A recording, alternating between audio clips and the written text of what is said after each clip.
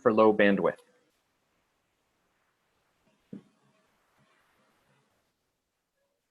Okay, thanks, Stanley. I think we should start now, yes? Yes.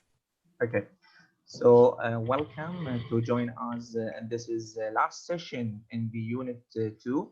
We will actually, before introduce some information about this session, we ask Dr. Patrick first and Mr. Noor to introduce themselves about their expertise in this actually subject, about some challenges of using e-learning with the low bandwidth. So I first ask Dr. Patrick to introduce this.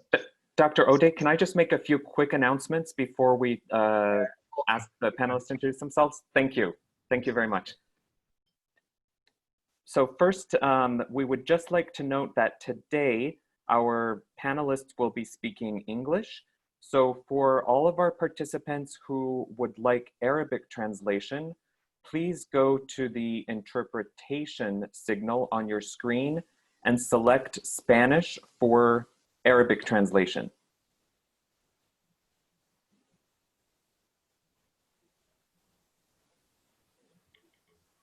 So Stanley, can I speak now with them in Arabic if they don't know where is this button to select the interpretation button? Okay? Sure.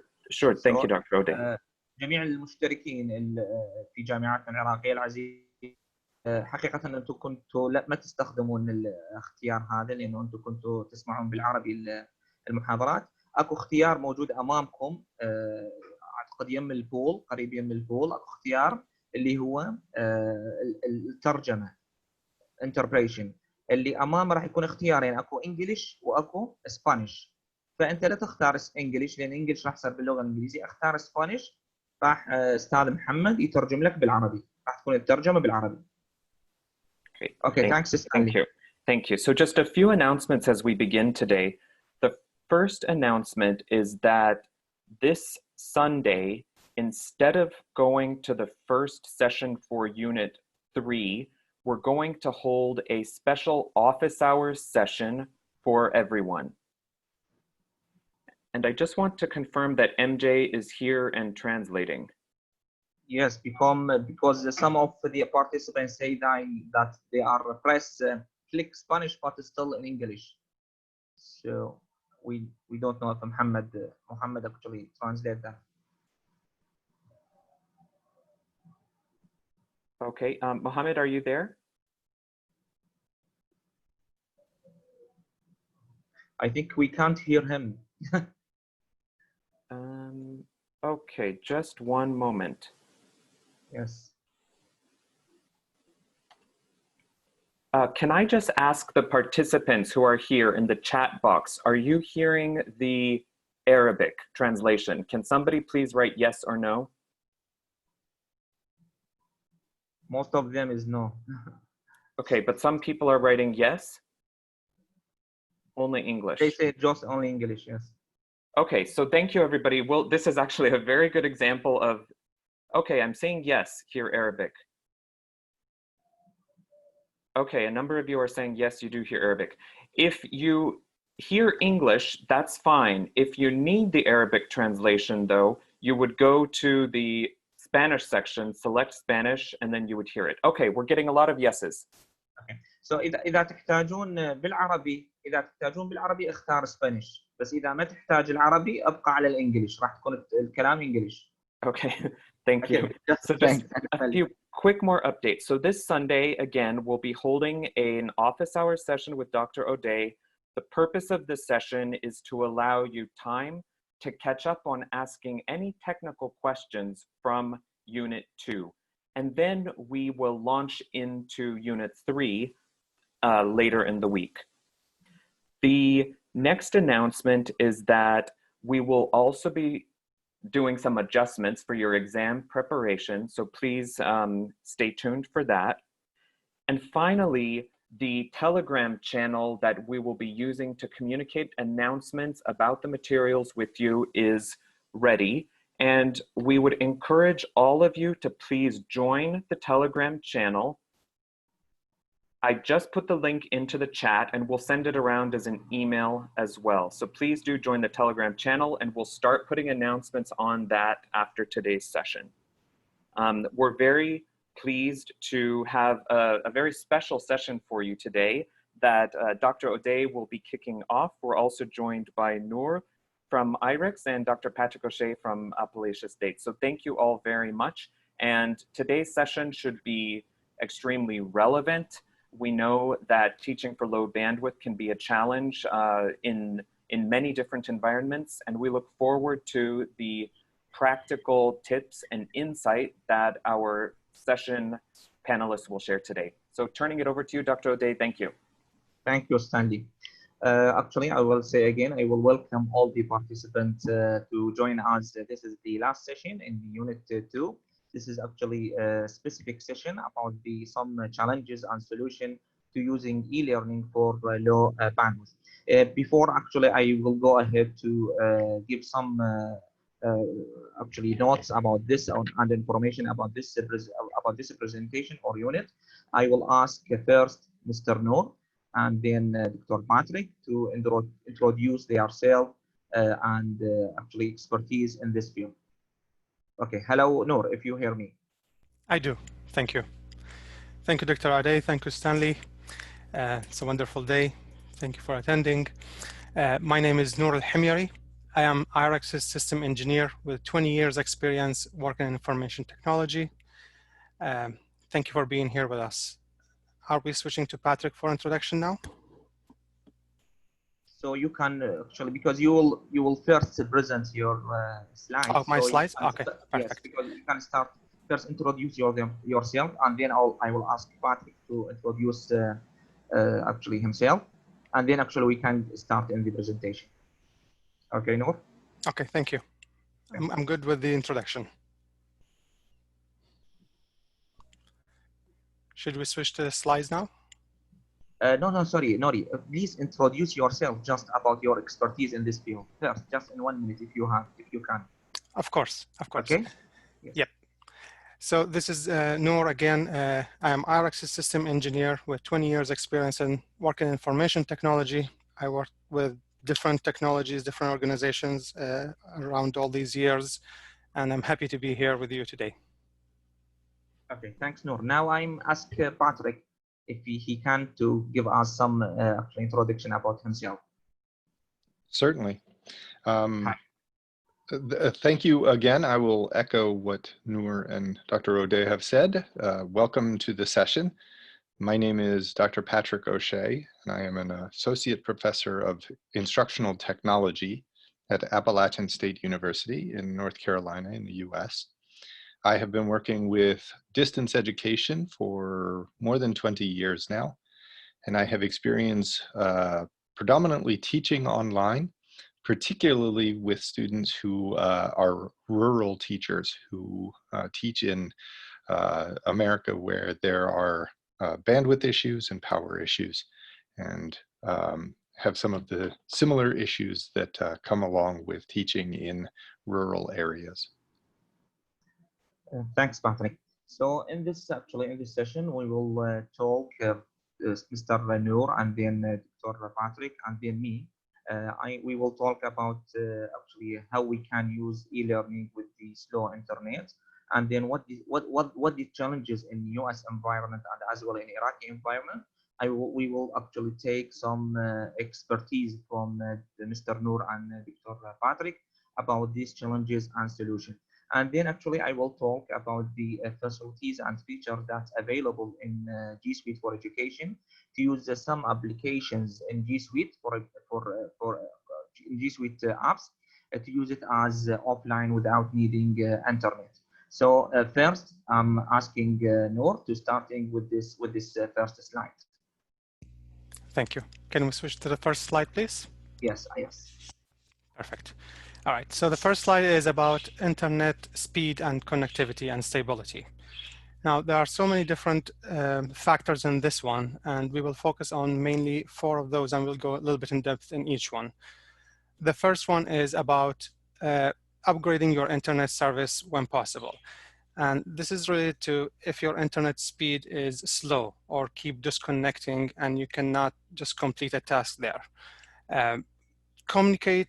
Options will be communicating with your internet provider to acquire a better service. This can be maybe increasing your bandwidth or finding different devices as a router or a point-to-point antenna to help you with that. If worst case scenario, maybe you can explore options for switching to another provider in your area. The second point we have here is adjust the equipment for better signal. Many in Iraq use the point-to-point antenna with their internet providers. This is something that, whether it's natural or just the installation itself, it will be better that you can test those and check those with your internet provider if they can send you a technician to check the signal and see if you are pointing in the right direction. Or maybe sometimes inside the home itself. Some areas inside the house have a better signal from others. Third point here, we have consider connecting to a router with an Ethernet cable instead of a Wi-Fi. All bricks, walls, and interference in the signal can affect the connection you have with the internet service. Using a cable that usually overcome these issues. Another point we have also is avoid times when internet service is heavily used. As we probably all know, most of the people wake up in the morning and start checking their emails and probably watch some streaming services. Internet service at these times are stretched out. Try to find other times in coordination so you can do your like uploads or work online. Can we switch to the next slide, please?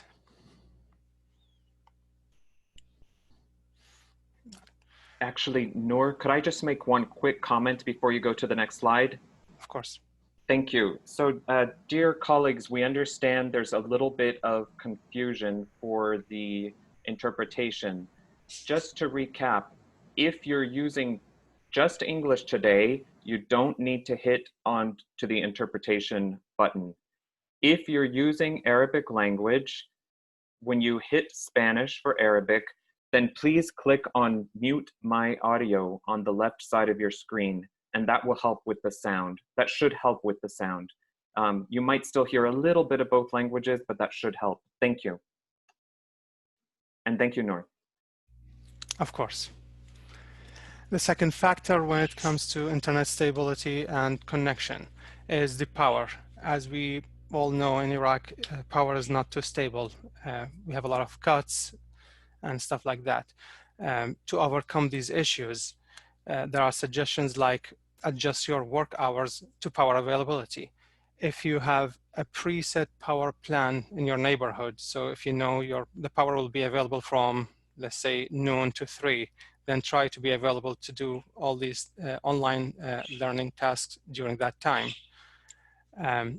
Change your location to find alternative locations that have power. For example, maybe a relative, maybe at the university when they have more power available to you to do your work. Use a UPS unit, which is the same that we have as a picture in the slide here, which is very common to use in Iraq. This will protect your modem, router, Wi-Fi device, and even your computer. So if you are in the middle of an online session and the power goes down, at least you will continue to have internet service while there is no power, city power or generator power.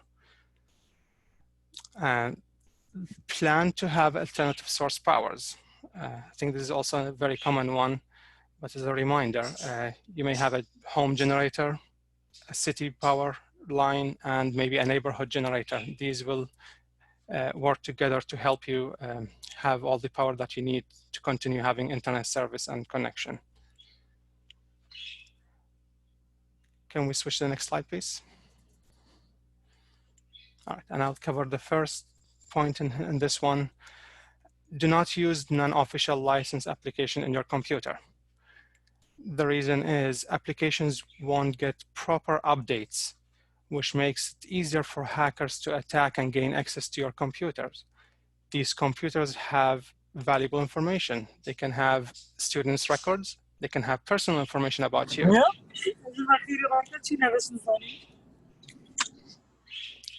Thank you very much. Patrick, I think that you can take it from here. Yes, thank you, Noor. As you can see, up till now, we have been speaking about the power and internet availability, but it is equally important to take care of the hardware that you use to interact with your students. And so these points here are about protecting your hardware and the software that runs on the devices that you access the internet through. And so the second point there is very important because it is talking about keeping your work computer separate from a personal computer in order to ensure that your work computer is safe and has all of the necessary technologies for the work that you must do. That includes keeping your antivirus software, if you have antivirus. It is strongly recommended that you do. If you do not, then explore ways to find that. And make sure to update that antivirus software regularly to ensure that you are as safe as possible. This includes also updating your operating system on your computer. Sometimes this is done automatically, but it is not always done automatically. So if you if you have not set your computer up to automatically update your operating system, you should do so. If you need help in doing that, you can seek help from professionals who will help you with your technical support, or can help you also learn and train yourself on the specific skills for maintaining your hardware and software. The last point here is perhaps one of the most important things you can do to ensure the safety and security of your technology. And this is to use strong password credentials for all of your applications. That should be unique, complex passwords that are different per application that you use. You also should use multi-factor authorization if it is possible. For those of you who are not sure what multi-factor authorization is, that means that you are using two sources or multiple sources for security. You may have a password on your computer itself, but you also may have a cell phone number that has connected to it as well, which when you try to access something on your computer will send a code to your cell phone that you must enter on the app on your cell phone for the second authorization to gain access. That is one of the more secure ways to ensure that it is actually you who is trying to connect with your materials. So again, it is very important to maintain your hardware and software in good working order so that technical issues do not get in the way of the actual instruction that you wish to accomplish with your students. Okay, so I think we can go to the next. Thanks, Patrick and Noor. Actually, this is very great instructions. I will ask all the participants to pass these instructions to the students. Not just this is not just for us. This is for students. So this is very good actual instruction, because actually, as all the participants know, on the next week we will start in the final examination for postgraduate students. Then we can actually pass all these instructions for students to use it. Thanks, Patrick. You can actually, I will go to the next slide. Okay. Excellent. Yeah, so the technology plays one role in your interaction with students, but it is also important for you to take personal steps to ensure that you have the most effective interactions as well. So, For instance, this slide right here is about those things that you can do to make your teaching from a distance more effective and efficient through the use of technology. So the first point here about adjusting your work hours is very important because you want to avoid distractions if possible. So if it is possible for you to work when your environment is quieter or you have sufficient light, then that will help you to focus on the work that you must do. That is why when we talk about adjusting hours, it is about creating an environment that is conducive to concentration. If you have access to a home office, for instance, then it is important that you take advantage of that, because life is what happens around us as we work online, and sometimes that is a distraction. The last point here is a practical point about setting yourself up for success. And this is, if you are able to use video, then it is best to set yourself up for a good video experience. We here are using Zoom, and those of you who are familiar with Zoom will know that sometimes people, if they have a light behind them, look like they are in shadows, and it is very difficult to see their face, see their body language. They also may have a room behind them that is active, people moving around, pets moving around, those kinds of things.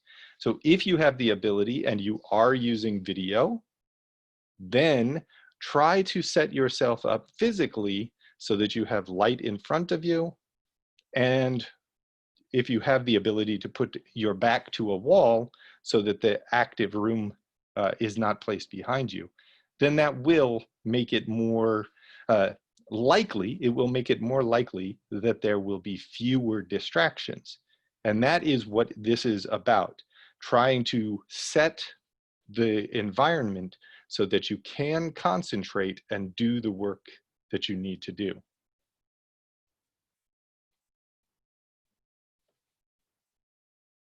I think we can go, okay, thank you. And the final slide I'm going to cover for my section focuses more on the student experience in these environments. Distance education, as you can see, can be isolating if you are not active. Students, or let me rephrase, if you have set up your course so that it is rigorous and structured, students can still feel distanced and isolated because they are not necessarily interacting with other people in real time and in a physical space. And so there are things that you can do to minimize that sense of isolation. Partly this is, so these are things that you as an instructor or as a leader of a school setting can do in order to make your students feel less isolated and alone. The first is the first item there about setting aside regular times to provide feedback and interact. This is very important because students, if they do not receive feedback in a timely manner, or if they do not have active interactions with other people, will start to feel lonely very quickly, and it will also feel very unsupported. So it is important that you not only set aside time to do this, but also to let your students know that you are available to interact with them. This does not necessarily have to be through video, by the way. This could be through text messages. This could be through phone calls. This could be through lots of different ways, but you want to make sure that the students understand that you are available to them so that they can get questions asked and answered. Additionally, it is also important that very early on, you set your expectations for those interactions very clearly, and that you follow through on those expectations. It is important that you have a clear sense of how you are going to handle interacting with students when you set up your classes, and that you convey that to the students so that they know those expectations. But setting the expectations is only enough if you actually follow through on those expectations as well. So providing office hours is often done in a physical environment. If you teach in a building, then you may have office hours posted where students can drop in. This same thing can be done in distance education. It is simply a different means through which the students would interact with you.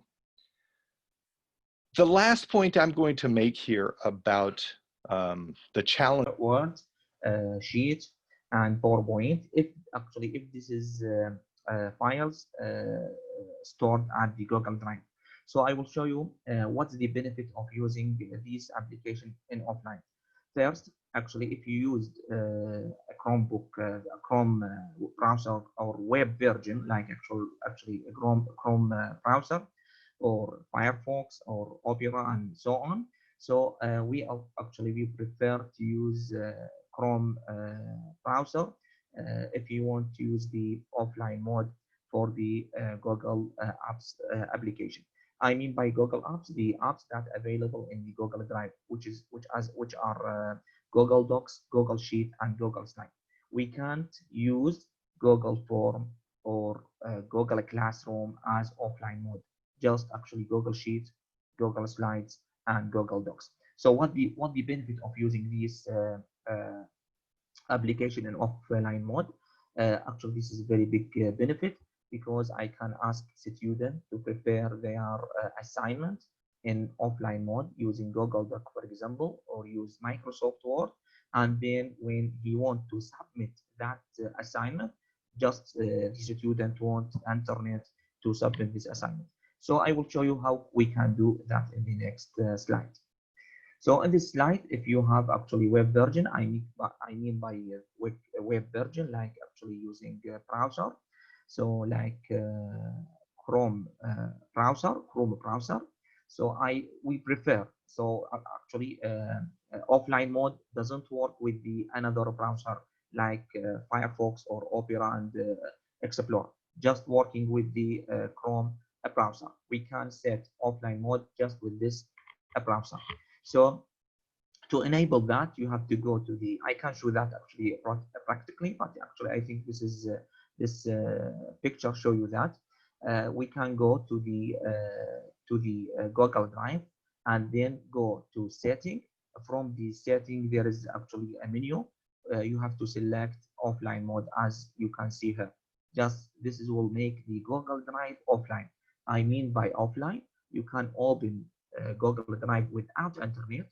Then actually we can create Google Doc, we can create slides, we can create sheet without internet. We can type in this document, we can draw anything, we can make some analysis without internet.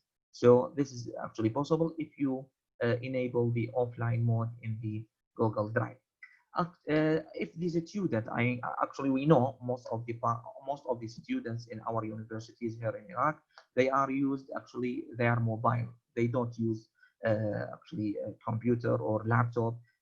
I think most of them they used actually laptop mobile devices. So for mobile devices, this is very simple. I recommend actually to ask students to download some applications, which is Google Docs, Google Drive, and Google Slide and Google Sheet. to download these apps from the store, like in the iPhone from App Store.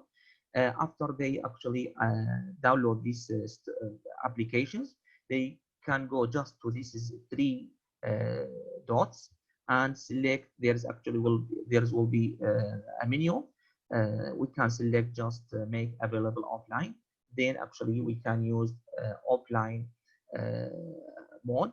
We can use Google Doc, for example, in offline mode without internet. We can write or answer the questions by the examiner, and then when the internet will be available, can be sent out. For example, in the next week, there is actually a postgraduate final exam.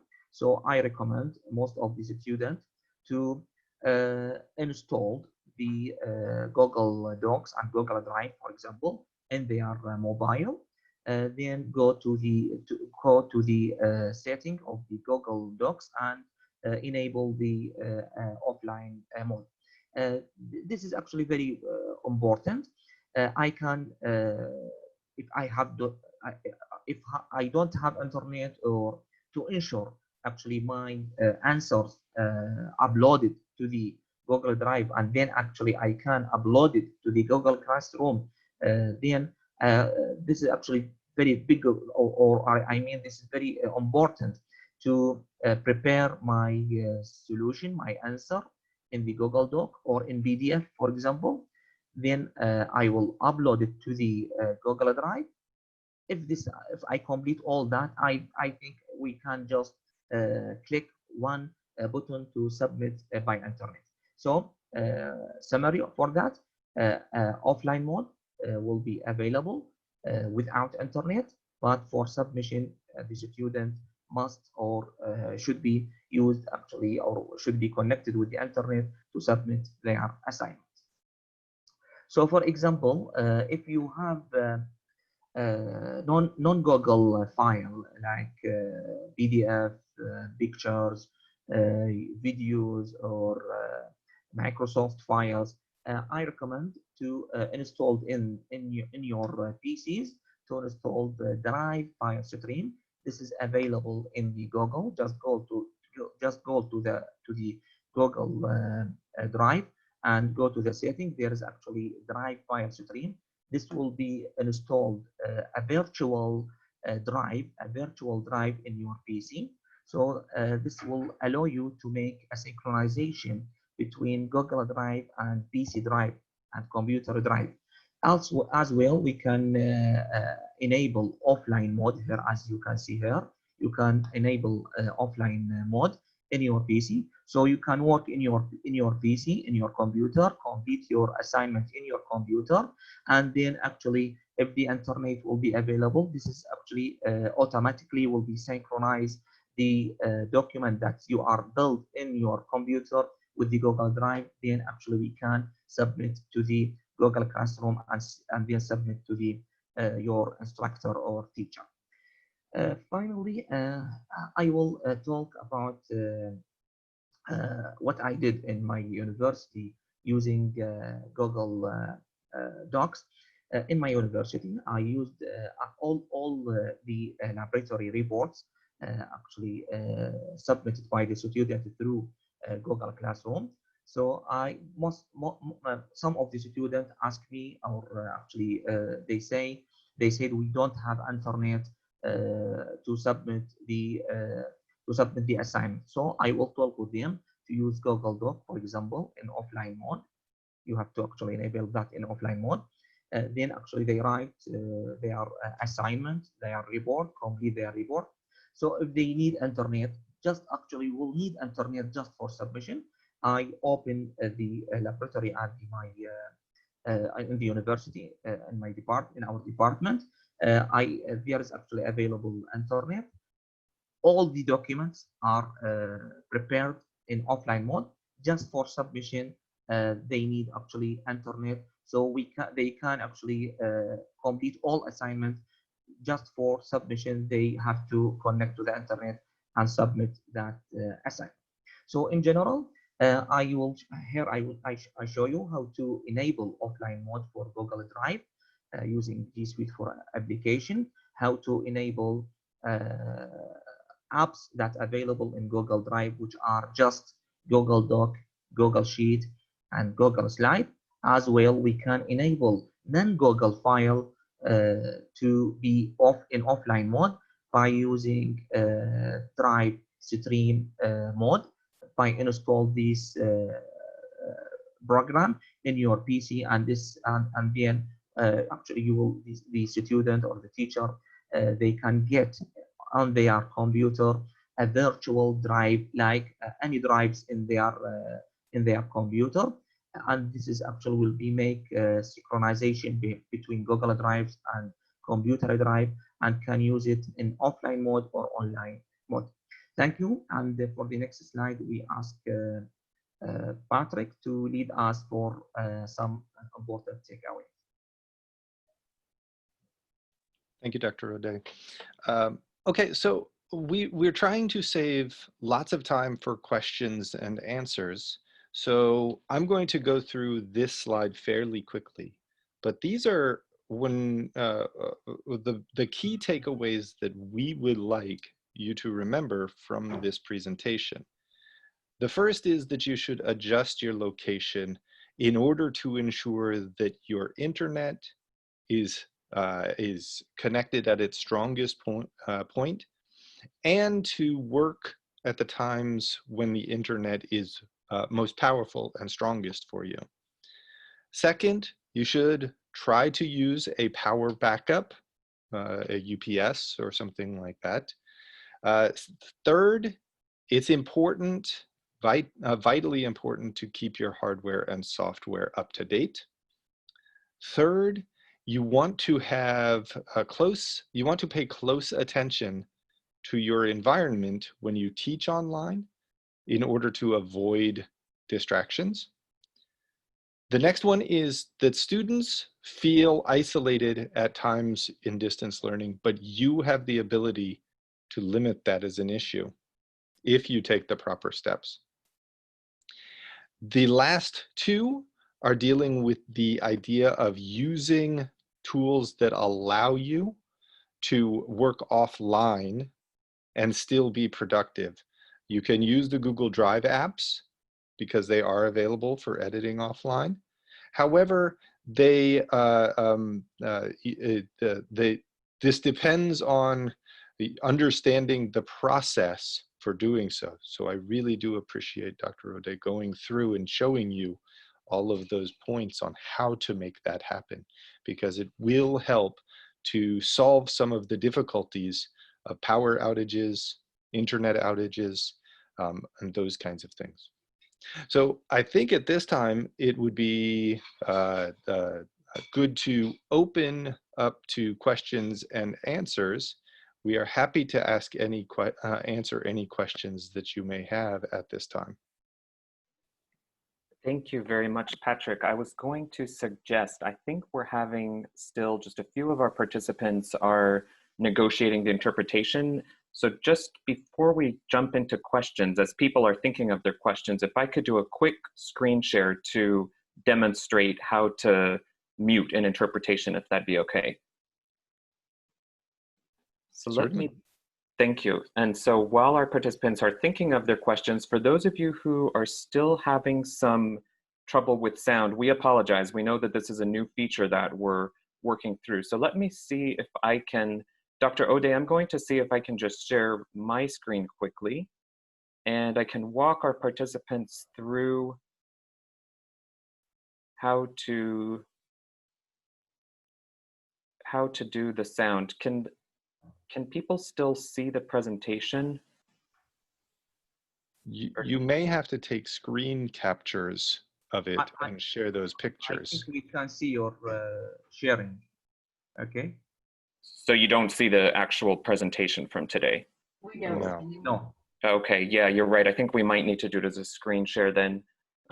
Or Dr. O'Day, then if you go back to your screen, would you be able to hover over the interpretation?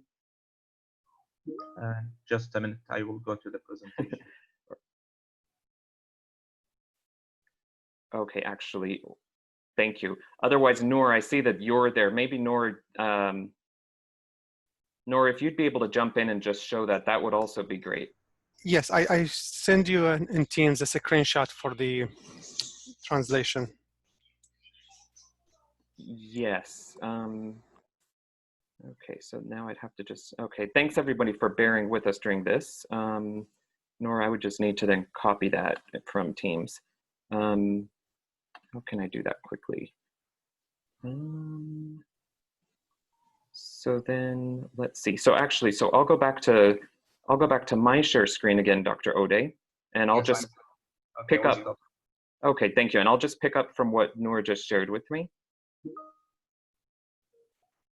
So now can people see my screen where you see a sign that says off English and Spanish? Yes. Okay, great. Thank you, Patrick. So when you go to the bottom right of your screen under translation, if you click on Spanish, right below the Spanish, you would see the mute original audio. If you press on that mute original audio, that will help you to ensure that you don't hear two languages, that you would just hear one language. And we'll put that into the chat as well for people still having an issue. Thank you, everyone. And feel free, Dr. O'Day, to go back to your screen. Thank you.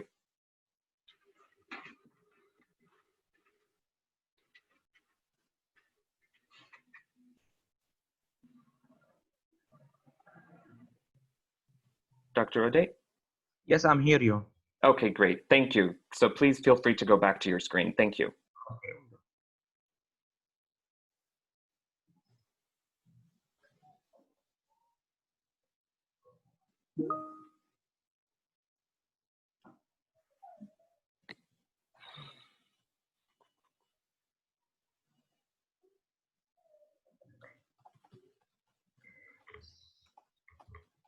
So shall we actually answer some question in the Q&A, or we have to waiting to get the answer from the Muhammad? From I don't know.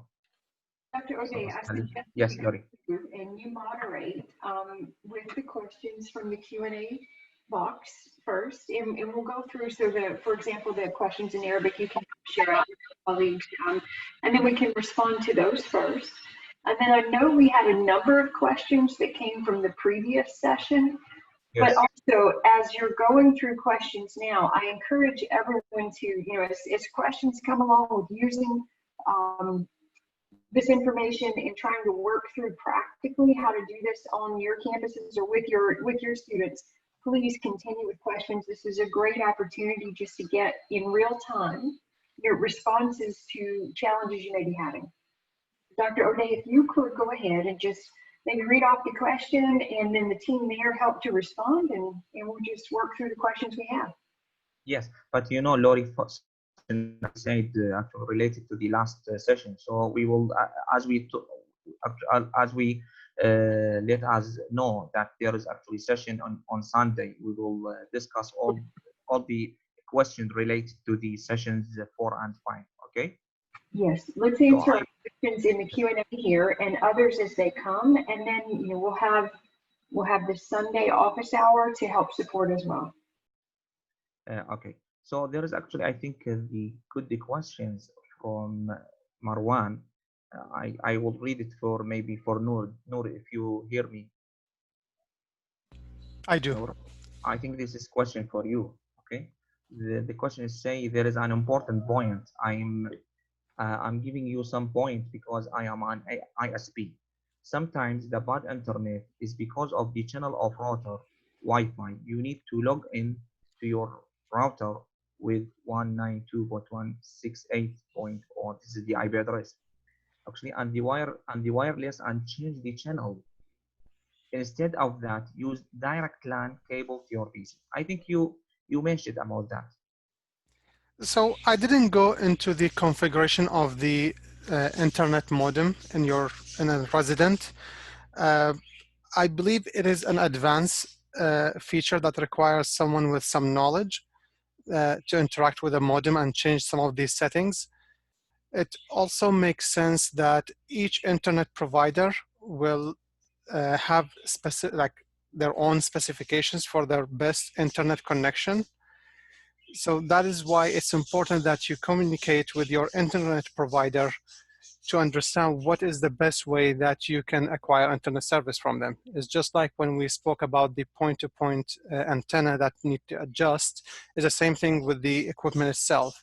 The internet provider, each one of those internet providers will have very specific settings for their own internet service. It is a very valid point. It is important that you get in touch with the internet provider to understand what is the best way to adjust the settings to get the best service. Correct. Thank you. Thanks, Noor. There is a question, actually, I think this question for me.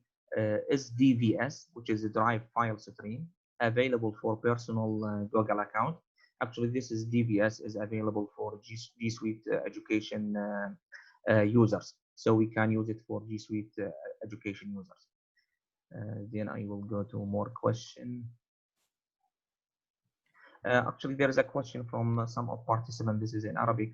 They need actually to show all these instruction in practical.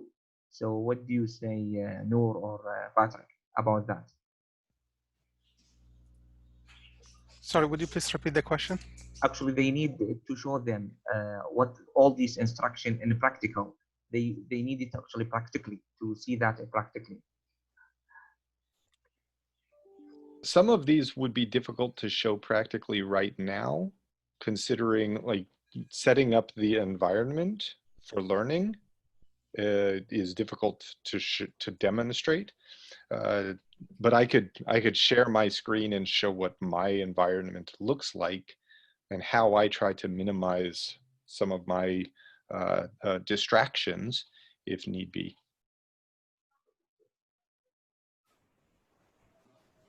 Okay, Patrick. So I will go ahead. So there is questions. I think this question for me as well. The questions say, can you show how we can map Google Drive just like Microsoft OneDrive? I don't need the synchronization features just to be able to copy there on the Go Online. I don't know. I can't show that practically if actually Stanley or Lori allow us to or allow to me to show that practically for the participants how to the upload Drive stream, file stream, and how can actually use it like another Drive. I will go to my website to the browser. Just a minute. I will stop the presentation. You have to go to the Google Drive. This is the Google Drive. Noor, do you see my sharing? I do. Okay, that's good. So just go here to this gearbox. Actually, if you see this is actually labeled. This is mean that your drive is working already with the offline. So just go here. Okay, then go to setting. This is first, and then enable offline mode. This is the first. If you to install a Drive stream or Drive file stream, just get here on this one. Get a Drive for desktop. Click one. This will go to this page. Because I installed it already, you have to go here and install for Windows or for Mac. If you install that, I will show my screen. You will get like this shortcut. You can see it like this shortcut. If you click on it, you will see all your files that already stored in the Google Drive or in my computer. So you will see like this is like in Drive. I will show you here. You can see here. This is actually local drives on my PC. This is local drive on my PC. But this is the Google Drive file stream. Okay, this is Google Drive file stream. You can actually press it or click on it and see all the documents. Any documents you want, you can copy any document here. If you click on any document, you can go to the offline mode here. Just a minute. Offline mode here. Only online only, or available offline. This is the step actually you have to use to install DVS to be used as offline or online mode for a non-Google file and as well for Google Files. Okay. So we will go to more questions. Just a minute.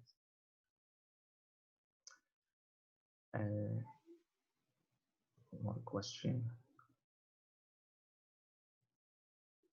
So I don't know, I maybe Noor or Patrick understand this question. They say, I recommend to show us practically how to adjust our computer to work offline.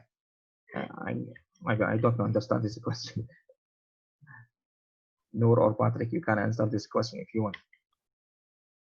I think much of that would be following the same steps that you showed in the pictures in your walkthrough there. I can share my screen and show the same thing in real time if you'd like, but it would be basically saying to open Chrome and activate offline learning. Yes, I will stop my sharing to show us your presentation. Okay.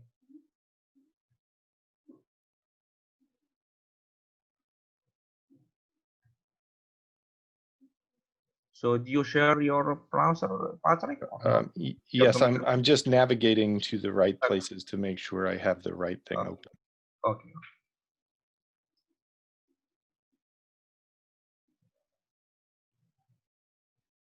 While I'm doing this, if there are other questions, I can break back in if you want to answer other questions. I can answer. Some question is not related to this session actually.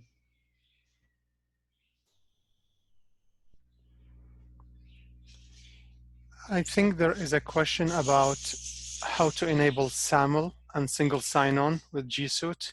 Yes, that will sorry, no, this is not related to this. Correct. Yes. Yes, we will open a new session on Sunday about the last sessions. Okay, for Unit 2. Perfect.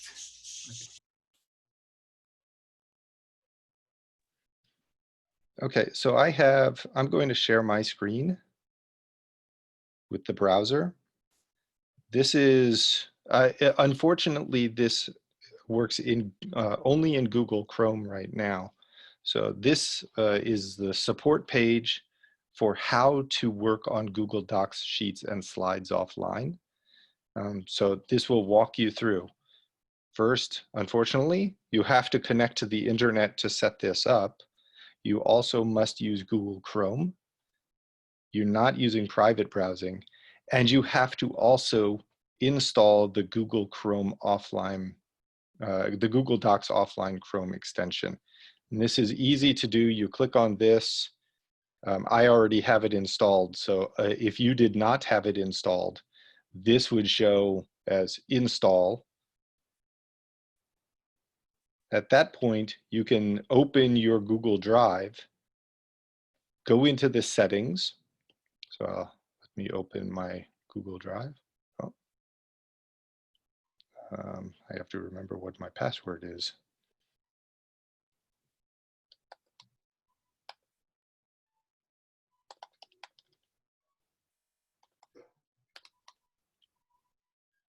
I've got to figure out what my password is. Excuse me while I do not share my screen while I search for passwords.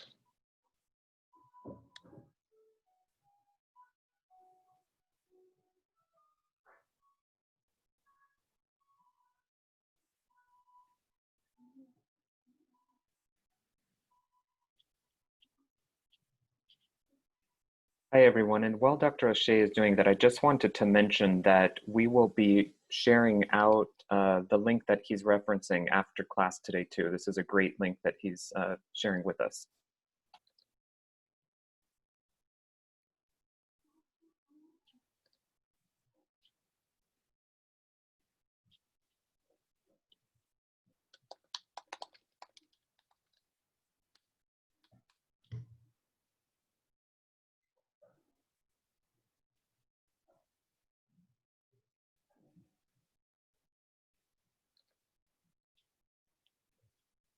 Okay.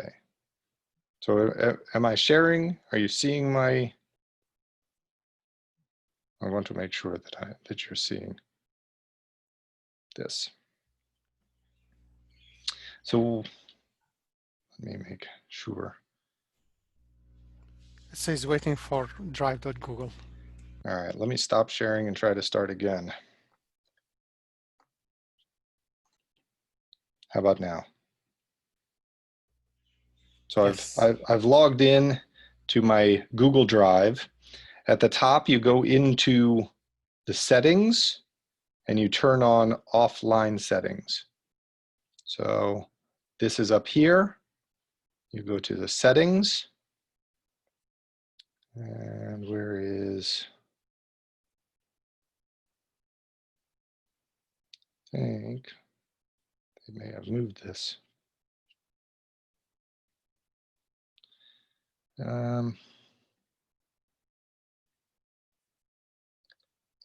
It looks different. They may have moved the settings, turn on offline settings.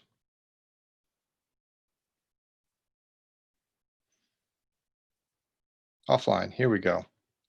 Offline, so you select that to create, open, and edit recent Google Docs sheets and slides while you were offline. You hit done. And now, if you do not have access to any of your documents or files that are in your Google Drive, you will be able, or if you do not have access to the internet, any files that you have opened recently, you will be able to access. Clearly, I can't demonstrate that because I would have to shut down my internet in order to demonstrate that, but that would also shut down the Zoom link as well. So I can share this URL with you in the chat, and this will work through all of the steps that you need to take in order to set up your offline Google Docs and other documents. But just remember, you do have to be using Google Chrome as your browser in order to do that. And you have to have the Google Docs offline Chrome extension installed, but that will walk you through. That link that I just put in the chat will walk you through those steps. Is that what you were looking for when you asked that question? I want to make sure that that was the answer that you were looking for.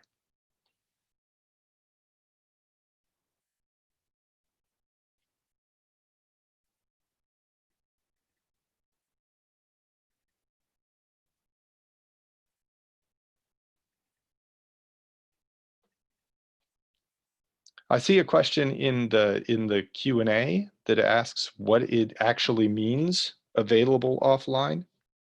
That is, I'm hoping that I understand, because it says that when you right-click on the file on your PC in the Google Drive folder, it's telling you that that document is available offline. I think there may be some confusion because the Google Drive folder, even though it shows up on your PC, doesn't necessarily store those files on your PC. They are stored in the cloud. You are just accessing them through a folder on your computer rather than going into Google Drive through drive.google.com. Yes, you're right.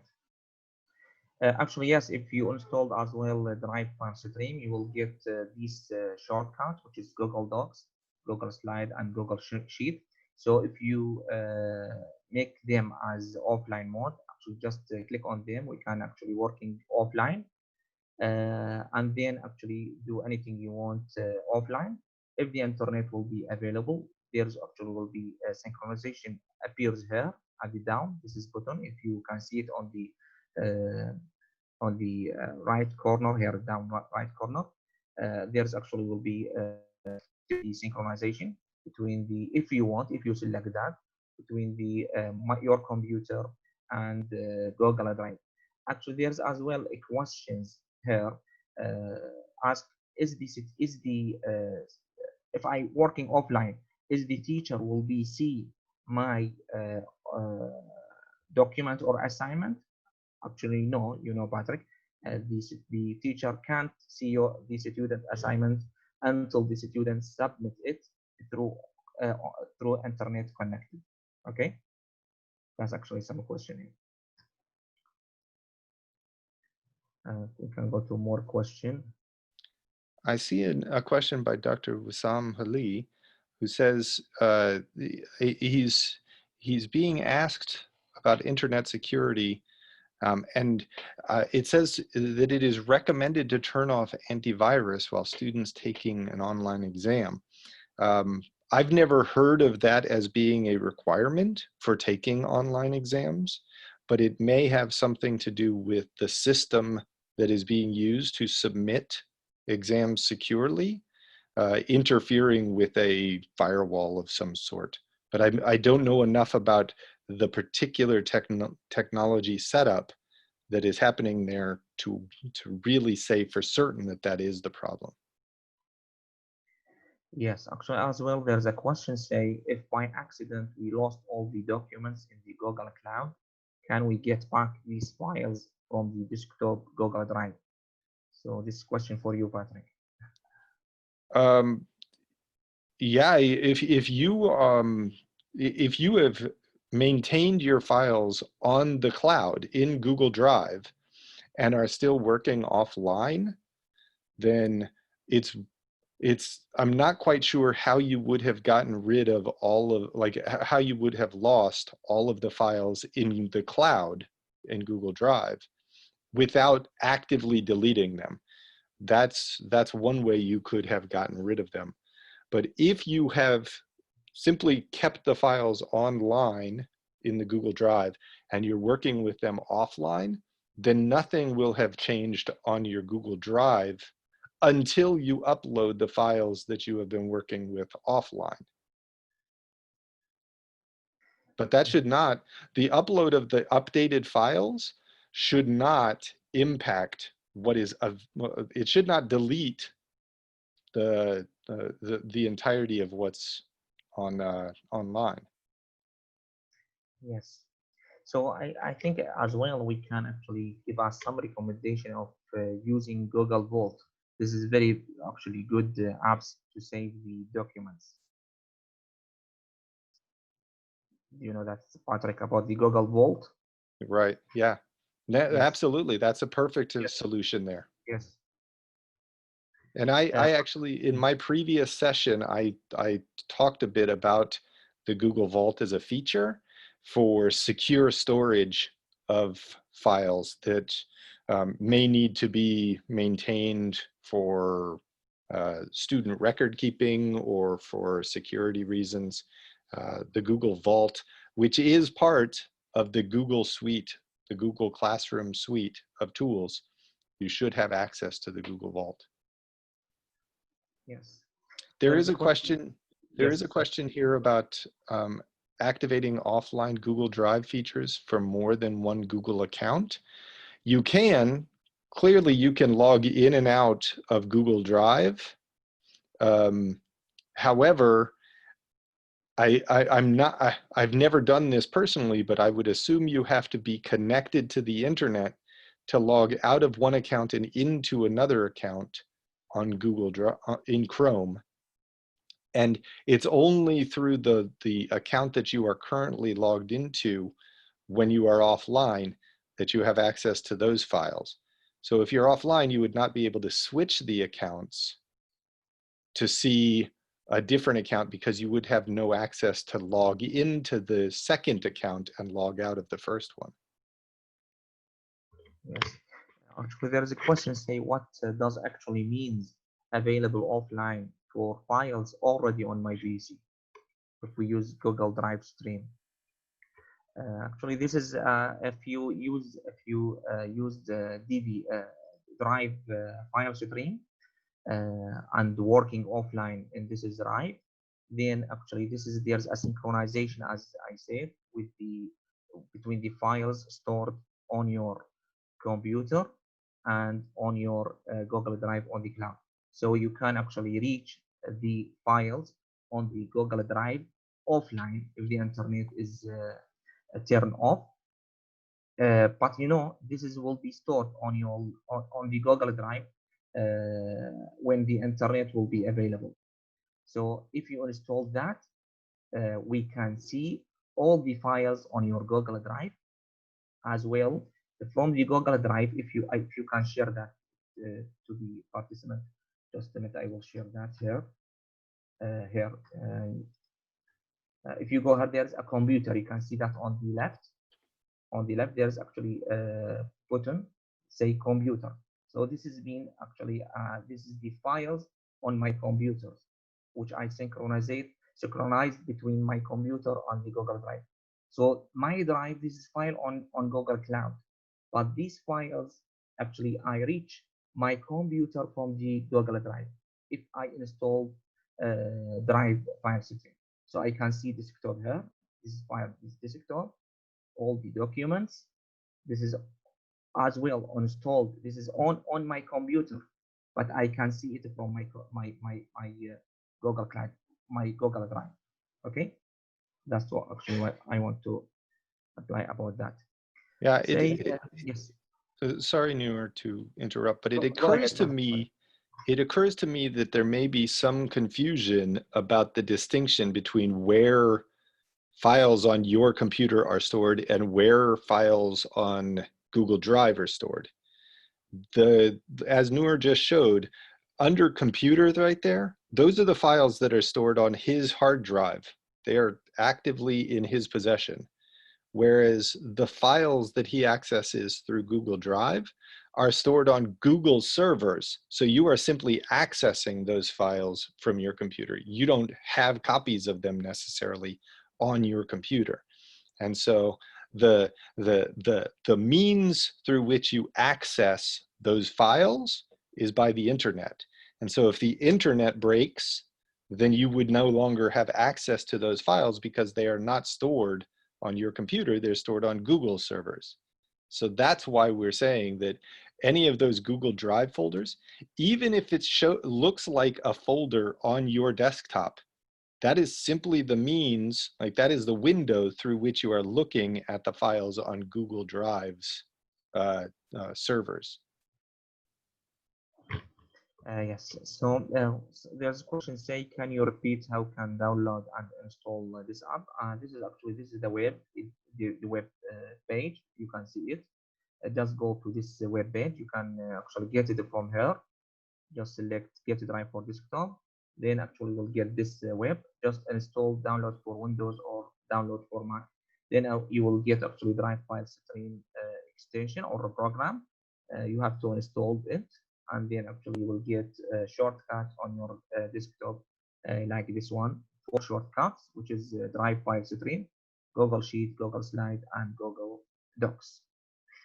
There's a question, Patrick, say, is there any way to keep a privacy of files over Google Drive? What about the privacy? Well, it is. There is a certain level of privacy already because the only people who could access your files normally in Google Drive are people who have your Google password. And so if you do not share your Google password with other people, then you are the only person who has access to your files. Now, there is a slight wrinkle there because you can actively share your Google files in Google Drive with other people, but that depends on you sharing them. In fact, if you, Noor, if you stop sharing your screen, I can try to share mine and show them. So again, here is my Google Drive. The only people who have access to this drive are people with my password. And since I am the only person with my password, it is secure as far as that goes. Google has very good security for allowing access to this drive. However, if I wanted to share a file, like I have a rubric document. If I wanted to share this file with other people, then I just right click on this and I share it. And this allows me to identify people that I could share this file with. They would then have access, depending on whether I give them the ability to, if I add someone here, I can make them either an editor, a commenter, or a viewer on this file, which limits their ability to make modifications. So if I make Audrey an editor, then she can go in and change and modify this document. But if I make her a viewer, then all she can do is see the document. And so you do have control over who has access to the files you share, as well as what kind of access they are given. And you can do this both at the file level and at the folder level. So if I wanted to share this folder, I can share it as well. Then anyone I shared that folder with has privileges for every folder. Now, I also wanted to show, if you have Google Drive and you click at the 9 dots up here, this will show you all of the apps that you have available. And Google Vault is one of the apps that you have available to you. So this is where we were talking about secure storage of materials. That is where, if you really wanted to keep things secure and with a level of security even above what Google just offers as its default, that's where you would want to keep it. Yes, but you know, Patrick, most of the administrator for the G Suite for Education, they turn off this feature because this is not in the App Store. This is in the another apps. So I recommend the admin to enable the Google Vault for their users to be used. Right. Yes. No, you're right. So the other kind of question that I saw a bit was about security for online testing and making sure that students are not cheating by having other windows open to browse for answers and those kinds of things.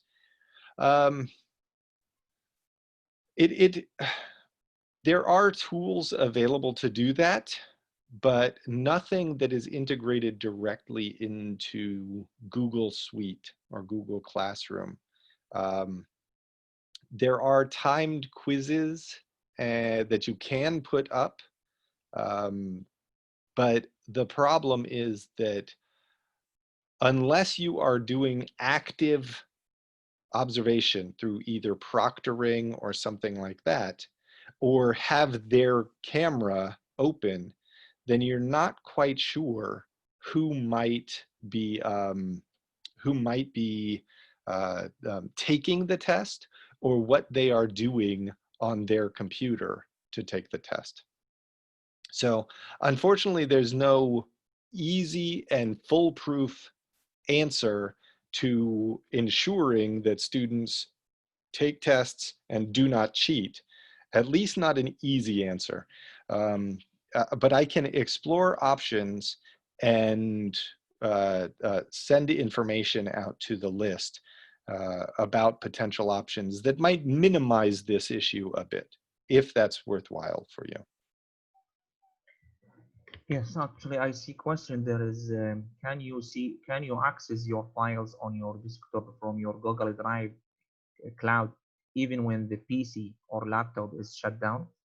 Actually, yes. If you make synchronization between your computer and Google Drive, you can reach the files without actually, even if the PC or laptop is shut down. But actually, you can't reach another files if you don't make a synchronization between Google Drive and your computer through Drive file system.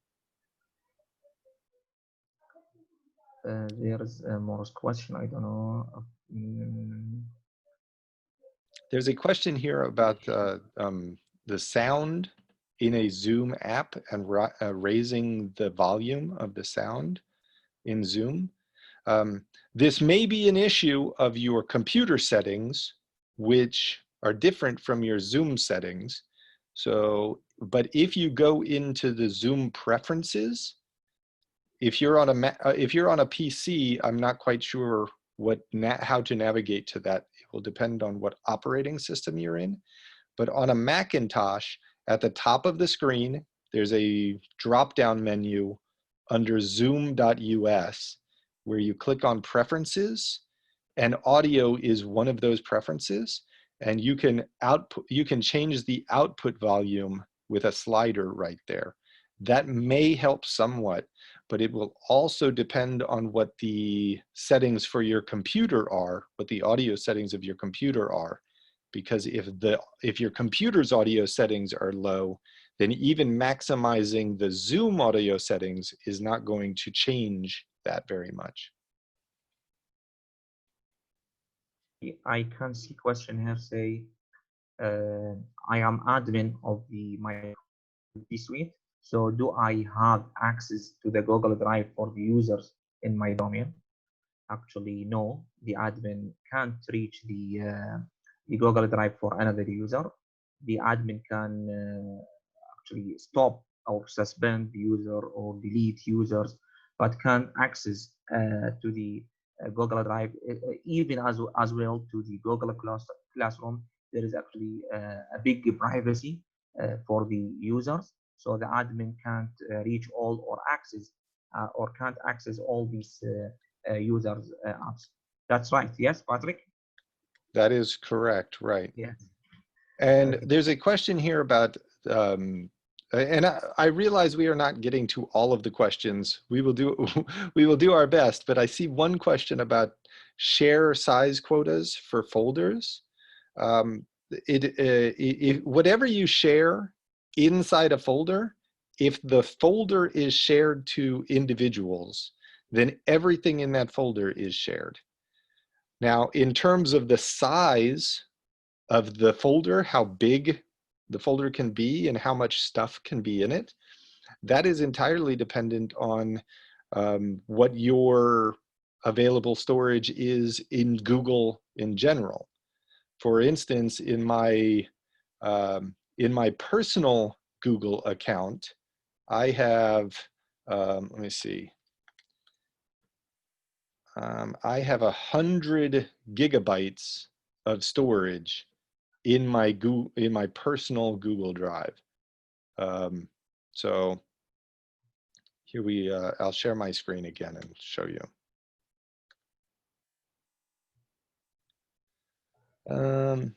So in my personal, oh, that's the wrong folder. In my personal Google Drive, you can see over here on the right-hand side that I have used 27 gigs or 28 gigs of the 100 gigs that I have, but I had to purchase that. I think Google is defaulted to have 15 or 20 gigs of storage. And so as long as you still have room in your storage, then you can have as big a file or as big a folder as you want to share. Now, my professional Google Drive, which is my Appalachian State account, doesn't have the same limitations. So when I look down here at the storage, there is no top end. So I have 42 gigabytes used, but because I don't have a limit on that, because it was negotiated through my university, then I can continue to share however much I want there. Yes, actually, as well, let me share my screen to show the participants something here. Just a minute. About the offline mode for the Google Docs. Share. So if you go to the Google Drive, actually, if you select any file like this file, this one this is actually a Google Doc. Just click on it on the right click. If you want to make this file, just this file offline, or this file offline, right click, then select available offline mode. For example, before COVID-19, I was used Google Slide as my presentation for my lecture presentation. So actually in my university, in the theater or in the lecture room, I don't have internet, but I'm used Google Slide. So because I activated the offline mode for the Google Slide, for example, like this one, on my PC or on my laptop, I open Google Chrome, and then I can open Google Slide and present my presentation without internet. As well, what I do, I make offline attendance. I will show that using Google Sheet. Just a minute. I will go to my Google Classroom. Just a minute. This is my Google Slide. So I will show you how to take offline attendance, and then this will be uploaded to my Google Classroom automatically when I connect or I have access to the internet. So this is the class. I make attendance here in the classwork. This was here, this attendance. So this is actually offline attendance. I did it in the Google Sheet. I activated offline mode in the lecture room in the university. I don't have access to the internet. I take the attendance for each student, okay, using Google Sheet, using Google or using Chrome browser without internet.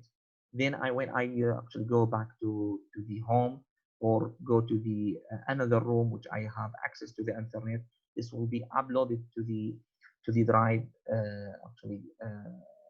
automatically. So this is very useful to make attendance without getting or you don't, if you don't have access to the internet, you can use Google Sheet. Okay, you can Google Sheet, take attendance, and then if you want to update that, or if you want to share that with the another administrator in your university, just go to the share if you have internet, and the administrator will be got all the statistics about the attendance of your students. Just I want to show that for the participants. Then we will go to if you have more question. I don't know. Let me check. Well, I suggest, if I may jump in, Dr. O'Day, fantastic job, Noor, O'Day, and Patrick. Thank you so much. This is Lori. If I may suggest, we were just, as a team, talking about possibly using these questions and creating a how-to guide in response to the questions that are here. So may I suggest, just for timing, perhaps that's the approach that we'll take, is we'll work with you all to get, quick answers to and solutions for some of the questions that are not yet answered if there are remaining. And then we'll provide that as a guide and a tool or a resource for our colleagues going forward. So if that's agreeable, then we'll go ahead and start to transition to wrap up the session. And I just want to say a huge thank you again. This is incredible expertise and information to share. And as much as we're a part of the program, I'm continually amazed at how many features and functions and tools there are in the Google, or just in online education as a whole. And you all bring such a different and a unique, but yet a very detailed knowledge and understanding or expertise of those. So thank you very, very much. As we start, yeah, absolutely. Thank you all. As we start to transition, I would just remind everyone that, some of the questions, as I was helping to respond to questions too, not technical questions, but just administrative questions. We saw quite often that there were questions from the last session that we hope to address. And so we've created it's an optional time. It's not a required session, but it's just a time to be available to address any questions that we haven't covered.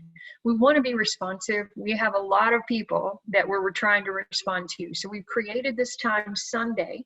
It's the same time and same link as our normal sessions, but Dr. O'Day and Dr. Mahmoud, several colleagues will be available to help answer questions either from previous sessions or things that have come up, in the discussion today, or just in trying these features in your with your own classes. So we'll look forward to that session. I know several announcements were made at the beginning on the Telegram channel and other things coming, so I won't repeat those, but I just want to say a huge thank you for everyone. We are going to end right at 2 minutes early for the first time. And if I could just once more say a massive thank you for MJ, who is working through the features of the interpretation here so we can save our time. That's in response to feedback from the participants. So thank you, MJ, for the fantastic support on that. And to Patrick, to Noor, and to O'Day for leading this great session. Thank you all. Thank you, Lori. Yes, thank you, Lori. And thank you, everyone. Thank you, Patrick. Thanks. Thank you, everyone. Bye, everyone. Thank you. Bye.